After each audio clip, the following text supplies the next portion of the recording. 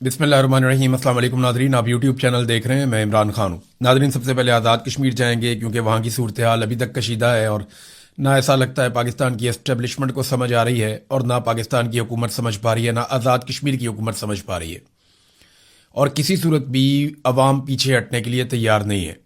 शौकत नवाज मीर साहब की गिरफ्तारी के बाद अभी काफ़ी वक्त गुजर गया, लेकिन इसके बावजूद अभी तक उन्हें किसी भी अदालत में पेश नहीं किया गया। अब कानून तो ये कहता है कि जब आप किसी को गिरफ्तार कर लेते हो तो आप उसको फौरी तौर पे अदालत में पेश करते हैं। तो जब कानून नाफिज करने वाले खुद कानून की धज्जियां उड़ा रहे हों तो फिर लोगों से आप क्या तवक्को कर सकते हैं। इक्तदार की हवस में ताकत के नशे से चूर चंद किरदार पाकिस्तान की शारग से खेल रहे हैं और इन्हें आइडिया भी नहीं है कि इनका खेला हुआ ये खेल कल पाकिस्तानियों को कितना भारी पड़ेगा। यानी कल आपको पछताना पड़ेगा, उसके अलावा आपके पास कोई रास्ता नहीं होगा। हमेशा हमारे साथ ऐसा ही नतीजा हुआ। एक जर्नैल था, उसने अपने वक्ती फायदे के लिए बांग्लादेश में तजर्बा किया, नतीजा पूरे पाकिस्तान ने, सारे पाकिस्तानियों ने भुगता। एक दूसरा जर्नैल था, उसने अपने वक्ती फायदे के लिए अफगानिस्तान में जहाज शुरू करवाया, नतीजा पूरा मुल्क आज तक भुगत रहा है। वही जर्नैल था जिसने मुस्लिम लीग नून और MQM की बुनियाद डाली, उन्हें बनाया, उसका नतीजा भी पूरे पाकिस्तान ने भुगता और बार बार भुगत रहा है। जराइम पेशा अफराद को और ताजरों को वो सियासत के अंदर लेकर आया, हम नुकसान उठा रहे हैं। एक और जर्नैल था, उसने अपने वक्ती मफाद और जाती अना के चक्कर में अकबर बुगटी को शहीद कर दिया और बलूचिस्तान में वो चिंगारी उसने भड़काई जो अभी तक एक बहुत बड़ी आग में बदल चुकी है। पाकिस्तान को अमेरिका की जंग में धकेल दिया और 80,000 लाशें हमने उठाई हैं। ये एक जर्नैल ने सिर्फ अपने इक्तदार के लिए किया था। एक और जर्नैल आया जिसने अपनी एक्सटेंशन के चक्कर में पाकिस्तान में रिजीम चेंज ऑपरेशन किया और पाकिस्तान का भट्टा ही बैठ गया। अभी तक पाकिस्तान उस गर्दाब से नहीं निकल पा रहा, मामला नहीं संभल रहे और इस वक्त फिर एक मरतबा वही तजुर्बा कश्मीर में किया जा रहा है। नफरत का बीज बोने वाला तो चला जाएगा, लेकिन यह फसल पाकिस्तानियों को काटनी पड़ेगी और कौम इस आग में झुलसती रहेगी, जैसे हमारे साथ पिछले 70 साल से हो रहा है। तो किसी को भी समझ नहीं आ रही, कोई होश के नाखून नहीं ले रहा, कोई ये मानने को तैयार नहीं है कि लोगों के भी कोई हुकूक होते हैं। बस बंद कमरों में फैसले करेंगे, हम चीजें मुसल्लत करेंगे, हम जो कहेंगे पाकिस्तान वैसे ही चलेगा क्योंकि हम आसमान से उतर कर आए हैं, हमारा दिमाग शायद ज्यादा काम करता है और अवाम कीड़े मकोड़े, उन्हें कुछ समझ नहीं आ रहा।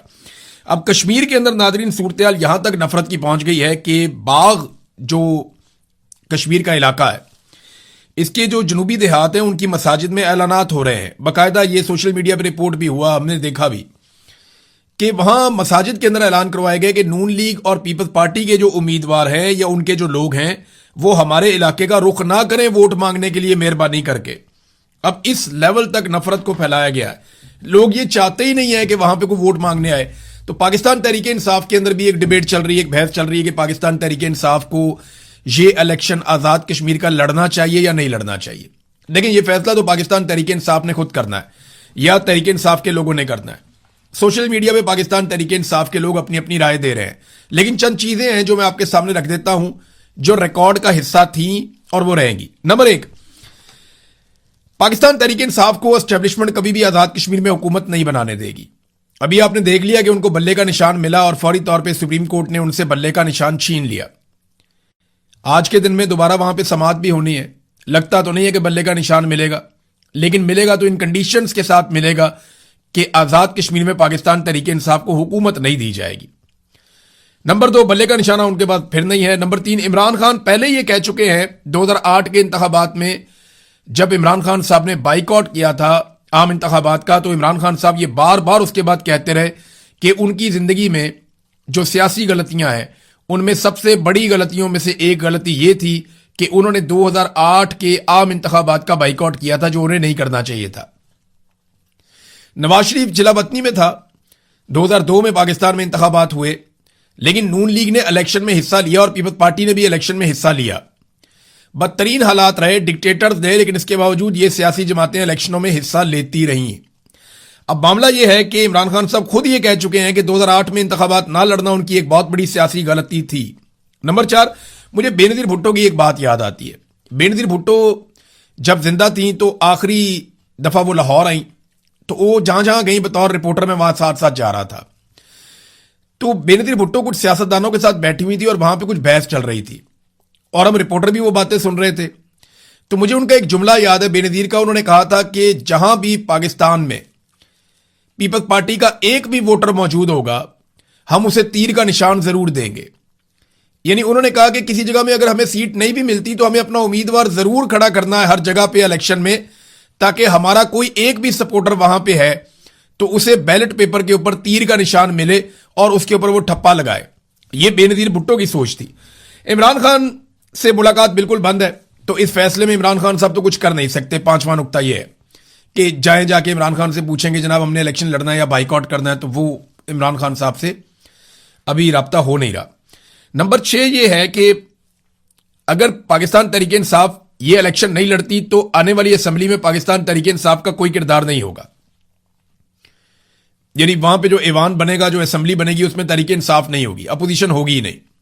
नून लीग और पीपल्स पार्टी आपस में मिलकर ही हुकूमत और अपोजिशन बना लेंगे। मुस्लिम कॉन्फ्रेंस इनके साथ होगी, फजल रहमान साहब भी इनके साथ होंगे, तो ये खुद ही फैसला कर लेंगे किसी ने हुकूमत में बैठना है और किसने अपोजिशन में बैठना है। आईपीपी इनके साथ शामिल हो जाती है। आपको पता है उनको भी सीटें सूटें आजकल दे दी जाती हैं एस्टेब्लिशमेंट की जानिब से, उनसे जो वादे किए गए हैं। तो मामला यह है कि असेंबली बिल्कुल खाली हो जाएगी, तो उसमें अमली तौर पे अपोजिशन नहीं होगी अगर पाकिस्तान तहरीक इंसाफ बिल्कुल ही इस ऐवान के अंदर शामिल नहीं होती। दूसरी एक और बात है कि क्या पाकिस्तान तहरीक इंसाफ बाइकआउट करती है तो इससे एस्टेब्लिशमेंट को कोई फर्क पड़ेगा?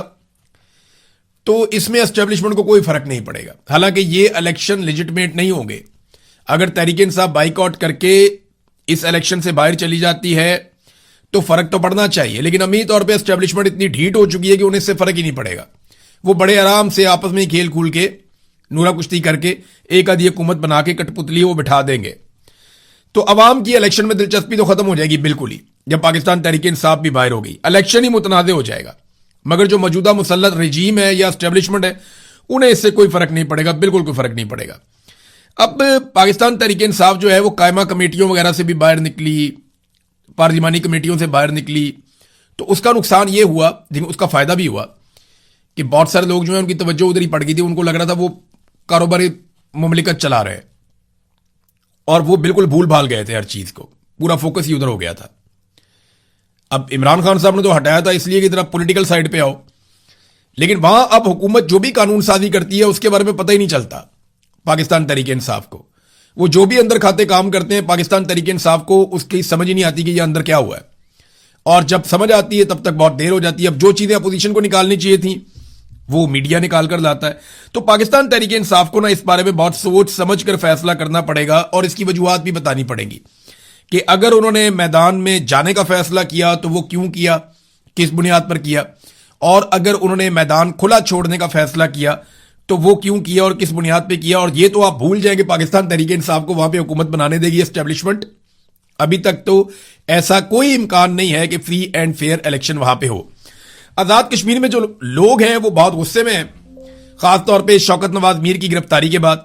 यहां ओवरसीज पाकिस्तानियों ने बड़े पैमाने पर एहतजाज की तैयारी कर ली है और वो एतवार के रोज एक बड़ा एहतजाज करने वाले हैं बरतानिया के शहर लंदन में। तो मुझसे जिन दोस्तों ने राब्ता किया उन्होंने कहा जी आप अपने प्रोग्राम में भी बताएं ताकि लोग बड़े पैमाने पर इस प्रोग्राम के अंदर शिरकत करें। तो अब उम्मीद यह है कि लंदन में बहुत बड़े पैमाने पर लोग आएंगे और एहतजाज करेंगे जो कुछ पाकिस्तान में किया जा रहा है आज़ाद कश्मीर में। खासतौर पे देखें शौकत नवाज मीर साहब गिरफ्तार हुए, इससे पहले अहमद फरहाद साहब गिरफ्तार हुए हैं और भी कुछ लोग गिरफ्तार हुए। अहमद फरहाद साहब के बारे में कभी इतला आती है कभी नहीं आती, कुछ समझ नहीं आ रही कि उनके साथ क्या किया जा रहा है। और रजी ताहिर साहब का तो शुक्र है कि वो जुडिशल हो गए हैं और उम्मीद की जा रही है कि अब जल्दी उनकी बेल हो जाएगी तो मामला शायद हल हो जाए। सरदार अमान कश्मीरी ने एक स्टेटमेंट दिया रावलाकोट के धरने में। उन्होंने कहा जी कि इंतखाबात का तरीकेकार अपनाओ, हमें यह हरगिज कबूल नहीं है कि 12 चोर उस पार से लाओ 12 चोर इस पार से लाओ और फिर हुकूमत बना लो। यानी वो ये कहते हैं 12 बंदे आप उधर से अपने जितवा लेते हैं, 12 सीटें आप यहां पे इधर उधर से करके पूरी कर देते हैं और फिर अपनी हुकूमत आप बना लेते हैं। अवाम को वोट देने और अपने नुमाइंदे मुंतखब करने का हक दिया जाए। नून लीग का तरीके आजादी कश्मीर से क्या ताल्लुक है? नून लीग हमें यह ना बताए कि तरीके आजादी क्या है। ना राणा सनाउल्लाह की यह औकात है कि वो हमें तरीके आजादी कश्मीर का दर्स दें और ना ही ख्वाजा आसिफ की यह हैसियत है कि वो इस जद्दोजहद पर हमें कोई लेक्चर दें। इनका तहरीके आजादी कश्मीर से कोई ताल्लुक नहीं है। वैसे यहां पे पीपल्स पार्टी के ऊपर तो कोई तनकीद नहीं की और पीपल्स पार्टी नरम नरम स्टेटमेंट्स भी दे रही है। मिसाल के तौर पे जो یہ خبر ہے میرے پاس, یہ جیو پہ چھپی ہوئی ہے. یہ جو وزیر اعظم آزاد کشمیر اس وقت ہے فیصل راٹھور, جنہوں نے کلعدم قرار دیا جوائنٹ عوامی ایکشن کمیٹی کو, جن کے بعد اختیارات ہیں, جنہوں نے چاروں کے سر کے اوپر انعام بھی رکھا, جن کی حکومت نے 4 رہنماؤں کے سر کے اوپر انعام رکھا گیا, جن میں سے اب ایک جبری طور پہ لاپتہ ہے, یعنی ان کا کچھ پتہ نہیں ہے, گرفتاری نہیں ڈالی گئی, نہ ہی کسی عدالت میں پیش کیا گیا, شوکت نواز میر کو. اور یہ اب ایک نارمل چیز پاکستان میں سمجھی جا رہی ہے. تو مہاجرین کی نشستوں کا خاتمہ کوئی شکوہ یا گلہ نہیں ہے, ایک جائز مطالبہ ہے. اب یہ کہنا شروع ہوگی پیپلز پارٹی, یعنی پیپلز پارٹی پہلے کسی اور طرف کھڑی تھی, اب وہ یہ کہہ رہی ہے بالکل جائز گلہ ہے, مہاجرین کی نشستوں کا خاتمہ ہونا چاہیے. وہ یہ کیوں کہہ رہے ہیں؟ وہ یہ اس لیے کہہ رہے ہیں کہ زیادہ سیٹیں پنجاب میں مریم نواز کی حکومت ہے, اور مریم نواز پنجاب سے زیادہ سیٹیں چھین لے گی طاقت کے بلبوتے پہ, اور وہ پیپلز پارٹی کو نہیں ملیں گی. تو پیپلز پارٹی کو یہ سمجھ آ گئی ہے کہ اگر حکومت بنانی ہے تو آزاد کشمیر والوں کو راضی کرو, اور پی ٹی آئی جو ہے اس کو گیم سے باہر تو ویسے ہی اسٹیبلشمنٹ نے کر لینا ہے. تو ایک حکومت تو بن گئی گلگت بلتستان میں, تو ایک اور آزاد کشمیر میں حکومت بنا لیتے ہیں, اور ہو سکتا ہے اسٹیبلشمنٹ آزاد کشمیر میں بھی پیپلز پارٹی کو حکومت بنا کر دے دے. آنے والے دنوں میں آپ بلاول اور زرداری کے منہ سے اسٹیبلشمنٹ کی کافی اور تعریفیں بھی سنیں گے. ناظرین, ہم کافی عرصے سے بات کر رہے تھے بھارت نے پاکستان کا پانی روکا ہوا ہے. میں وقتاً فوقتاً اس کے اوپر بات کرتا ہوں, لوگوں کو بڑی آگ لگتی ہے, غصہ آتا ہے کہ اس پہ بات کیوں کرتے ہیں. میں D G I S P R کا وہ سٹیٹمنٹ بھی سناتا ہوں, میری فوج کے ترجمان ہے کہ تم ہمارا پانی بند کر دو گے, ہم تمہارا سانس بند کر دیں گے. تو اس بات کو بڑا مائنڈ کیا جاتا ہے. لیکن اب شکر ہے کہ گزشتہ ایک ہفتے سے حکومت نے ہوش کے ناخن لیے ہیں اور اس پر بات کرنا شروع کی ہے. میں لمبے عرصے سے خبردار کر رہا ہوں, اور یہ میں کئی سالوں سے خبریں دے رہا ہوں. جب انڈیا نے پاکستان کے پانی کے اوپر کوئی نیا منصوبہ شروع کیا, میں نے سب سے پہلے ریسرچ کر کے اس کے اوپر خبر دینے کی کوشش کی. جب اس کے بارے میں ایک چھوٹی سی خبر بھی آئی تو میں نے پوری تحقیق کر کے ایک ایک چیز قوم کے سامنے رکھی. یہ ہمیشہ سے میں کرتا ہوں, اور اب یہ سلسلہ بہت تیزی سے بڑھ گیا. انڈیا بڑے بڑے منصوبے بنا رہا ہے, اور جہلم اور چناب کو فارغ کرنے والا ہے. دریائے سندھ کے اوپر اس کا بہت بڑا امپیکٹ آئے گا, اور یہ بات پورا پاکستان جانتا ہے. تو پہلی مرتبہ اب ان کو ہوش کے ناخن آئے تھوڑے سے, اور سندھ طاس معاہدے کے اوپر انہوں نے جناب یک طرفہ قسم کی کانفرنسز بلانا شروع کر دی ہیں. اس میں میرے خیال میں نا رابطے کرنے چاہیے انڈیا کے ساتھ, انڈیا کو انگیج کرنا چاہیے. اس حکومت نے انڈیا کے ساتھ رابطوں میں کوئی قباحت نہیں ہے انہیں. ایسا نہیں ہے کہ ان کی کوئی کٹی ہوگی انڈیا کے ساتھ, ان کے رابطے ہیں, ہاٹ لائن ہر وقت چلتی رہتی ہے, اور ایک جنگ بندی ہوئی ہے, اور اس کے بیچ میں کچھ بات چیت بھی ہوئی ہے ان کی. تو انڈیا کے ساتھ رابطے کریں جو ثالث موجود ہیں یہ سندھ طاس معاہدے کے, تو وہ ان ثالثوں اور ضامنوں کے ساتھ بات چیت کی جائے, انہیں ہوش دلایا جائے. ہر فورم پہ پاکستان کو جانا چاہیے. لڑائی جو ہے وہ کسی بھی مسئلے کا آخری حل ہو سکتا ہے, اور لڑائی کبھی بھی مسئلے کا حل نہیں ہوتی. لڑائی خود ہی ایک مسئلہ ہوتی ہے, لیکن بعض اوقات لڑائی کے بعد مسئلے کا حل نکل آتا ہے, جب دونوں فریقین کو ہوش آتی ہے کہ لڑائی میں کافی نقصان ہو گیا. تو لڑائی تو مسئلے کا آخری حل ہوتا ہے. بات چیت کریں, ڈائیلاگ کریں, بیٹھیں, کسی طرح قائل کریں, کچھ بھی کریں, لیکن پاکستان کا پانی پاکستان کو ملنا چاہیے. اور اگر اب کوئی لڑائی ہو جائے یا کوئی کاروائی ہو جائے نا, تو پھر پاکستان کو اب 70 سال سے جو قوم کے ساتھ وعدے کیے گئے نا وہ پورے کرنے چاہیے. یعنی سیاچن انڈیا نے چھین لیا, کارگل پہ انڈیا نے قبضہ کر لیا, تو پاکستان کی تو زمینوں پہ انڈیا نے قبضہ ہی کیا ہے پاکستان بننے کے بعد سے لے کر اب تک. تو اب پاکستان کی باری ہے. پاکستان کو جو ہے وہ کشمیر کو آزاد کروانا چاہیے. پاکستان کی فوج نے 70 سال سے وعدہ کیا ہوا ہے کہ کشمیر کو ہم آزاد کروا کر دیں گے, تو وہ بھی کرنے پر لگے ہاتھوں جب بھی کبھی کوئی معاملہ چھڑے تو. اور دوسرا جو ہے وہ پاکستان کے پانی کے اوپر جتنے بند ہیں پھر وہ ختم کیے جائیں, تاکہ پاکستان کا پانی پاکستان میں بغیر کسی رکاوٹ کے ایک فلو کے ساتھ آ سکے. ناظرین, تیل مہنگا ہو جاتا ہے نا پاکستان میں, ایک عجیب و غریب چیز میں آپ کو بتاتا ہوں. اب تیل سستا کرنے کے لیے حکومت تیار ہی نہیں ہے, وہ ایک کے بعد ایک ٹیکس اس کے اوپر لگاتے چلے جا رہے ہیں. کوئی انوائرمنٹل لیوی ہے اس کو بھی بڑھا دیا انہوں نے. یعنی کسی صورت بھی عوام کو ریلیف دینے کے لیے یہ حکومت تیار نہیں ہے. عالمی منڈی میں تیل کی قیمتیں جنگ سے پہلے والی صورتحال سے بھی نیچے چلی گئی ہیں, لیکن پاکستان میں نہیں. جنگ ہو جائے نا, عالمی منڈی میں تیل مہنگا ہو جائے, تو پاکستان میں اس کے اثرات 24 گھنٹے میں آتے ہیں. عالمی منڈی میں تیل مہنگا ہو گیا تو پاکستان میں 24 گھنٹے کے اندر تیل مہنگا ہو جاتا ہے. لیکن عالمی منڈی میں تیل سستا ہو گیا تو پاکستان میں اس کے اثرات 3 ہفتے سے 1 مہینے کے بعد آتے ہیں. ہم پاگل ہیں, ہمیں سمجھ نہیں آتی پاکستانیوں کو. یعنی وہاں مہنگا ہوتا ہے تو آپ 24 گھنٹے میں یہاں مہنگا کر دیتے ہیں, وہاں سستا ہوتا ہے تو آپ کو سستا کرنے میں 3 ہفتے سے 1 مہینے تک موت پڑ جاتی ہے کہ جناب ہم نے سستا نہیں کرنا. تو عجیب و غریب قسم کے جیب قطرے جو ہیں وہ پاکستان کے اوپر اس وقت مسلط ہیں. ناظرین, یہاں پہ ایک فیکٹ ہے جو پیش کیا ڈاکٹر ہمایوں محمد صاحب نے.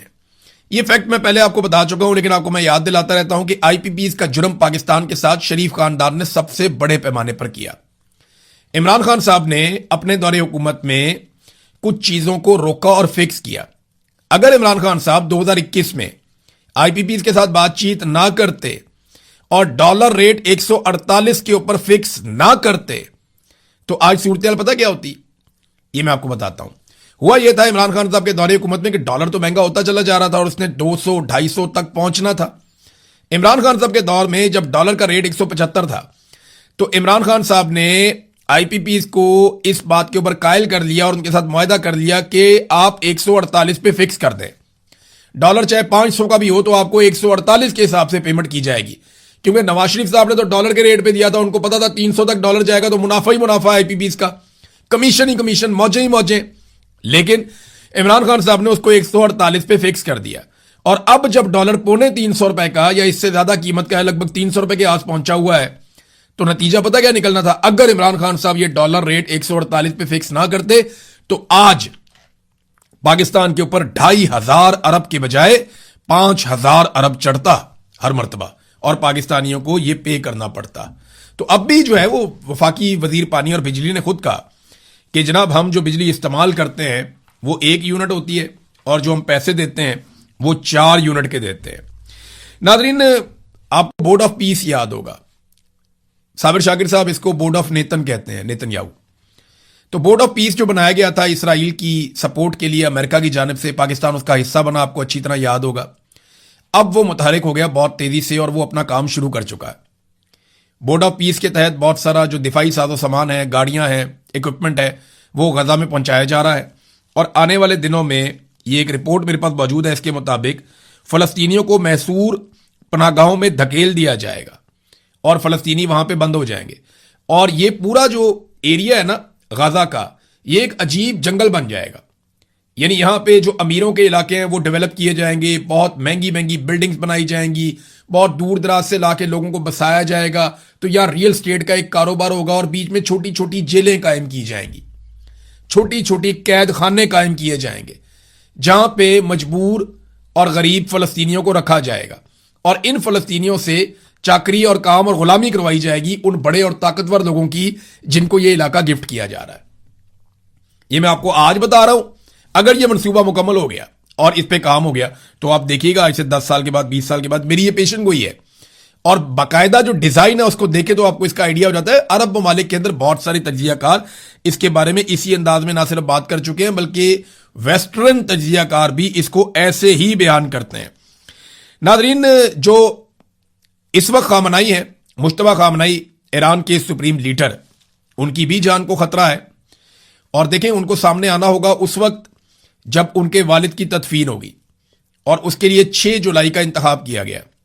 شہباز شریف صاحب جو ہیں وہ پہنچیں گے ایران میں آخری رسومات میں شرکت کے لیے. کچھ اور عالمی رہنما ان کو بھی بلایا گیا، وہ بھی جائیں گے.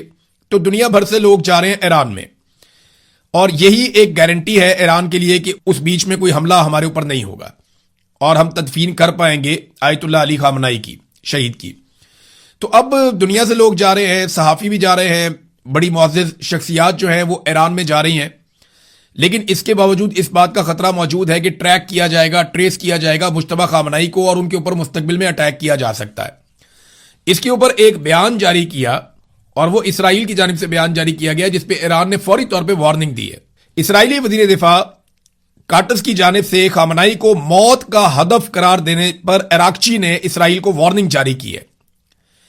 وزیر خارجہ عراقچی نے بدھ کے روز خبردار کیا کہ ہمارے عوام اور قیادت کے خلاف کسی بھی خطرے کا فوری اور بھرپور جواب دیا جائے گا. اور انہوں نے کہا جی کہ اسلام آباد مفاہمتی یادداشت کی شرائط بالکل واضح اور سب کے سامنے ہیں. انہوں نے مزید کہا کہ امریکی صدر ڈونلڈ ٹرمپ نے واشنگٹن کو اس بات کا پابند کیا ہے کہ وہ تل البیب میں اپنے پالتو جانوروں کا منہ بند رکھے، اور انتباہ دیا کہ اگر انہوں نے اپنے آقا کو نظر انداز کیا تو ایران انہیں بہت برا سبق سکھائے گا. اب یہ اسرائیل نے کہا کہ وہ موت کا نشانہ بن سکتے ہیں، موت کا ہدف ہیں خامنائی، جبکہ ایران یہ کہہ رہا ہے کہ اگر ایسا کچھ ہوا تو ہم بہت تابڑتوڑ قسم کا جواب دیں گے. تو یہ بھی ایک بڑا چیلنج ہے کہ خیر و عافیت کے ساتھ یہ تدفین کا عمل مکمل ہو جائے اور اس کے بعد کوئی اس طرح کی ٹریکنگ اور ٹریسنگ نہ ہو جس کی بنیاد کے اوپر اسرائیل مزید کوئی خطرہ پیدا کر سکے پورے ریجن میں. اب یہ بڑا کمپلیکس ہے, اس کے اوپر پھر ہم آنے والے دنوں میں بات چیت کرتے رہیں گے. اب تک کے لیے اتنا ہی. اپنا خیال رکھیے گا, اپنے چینل کا بھی. اللہ حافظ.